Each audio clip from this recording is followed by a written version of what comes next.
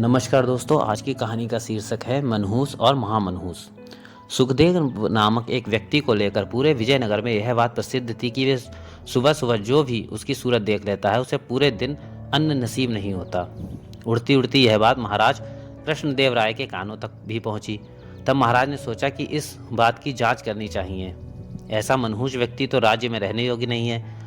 यही सोचकर उन्होंने सुखदेव को बुलवाया और रात में खूब खातिरदारी करके अपने कक्ष में ही उसका बिस्तर लगवा दिया। महाराज सुबह सुबह उठे और सबसे पहले उसे उठाकर हालचाल पूछा, फिर अपने दैनिक कार्यों में व्यस्त हो गए।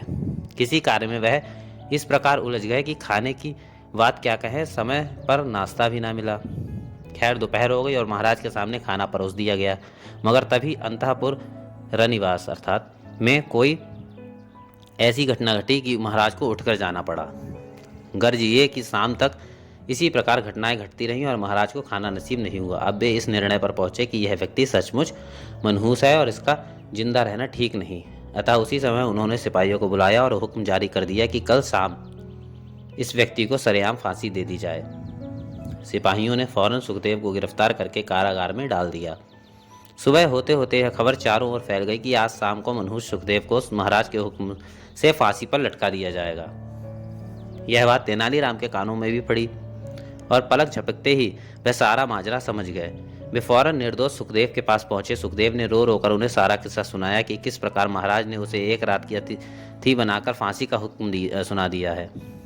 तेनालीराम जी, अब आप ही बताइए कि इसमें मेरा क्या कसूर है? मनहूस या भाग्यवान तो ईश्वर बनाता है, इसमें कोई प्राणी क्या कर सकता है? कृपा करके मेरी मदद करें, अन्यथा मेरे बच्चे अनाथ हो जाएंगे। चिंता मत करो सुखदेव, और जैसा मैं कहता हूँ वैसा ही करना, तेनालीराम ने कहा। फिर धीरे धीरे उसे कुछ समझाने लगे। समझ गए? जी हाँ, जैसा आप कहते हैं वैसा ही करूँगा।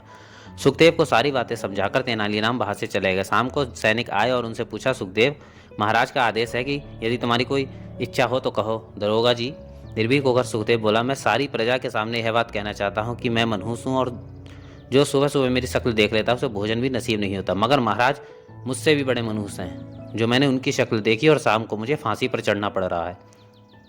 क्या बकता है? दरोगा आंखें निकालकर गुर्राया। जानता है क्या कह रहा है तू? महाराज ने सुन लिया तो क्या फांसी से भी बड़ी कोई सजा है जो वो मुझे दे सकते हैं? सुखदेव व्यंग से मुस्कुराया। जाओ दरोगा जी, महाराज को बता दो कि यही मेरी अंतिम इच्छा है।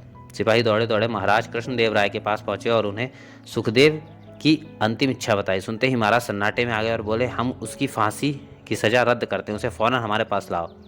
सिपाही सुखदेव को लेकर राजा के पास आए तो उन्होंने उसे सम्मान सहित बैठाया और बड़े ही प्यार से पूछा, सच सच बताना सुखदेव, यह बात तुम्हें कैसे सूझी?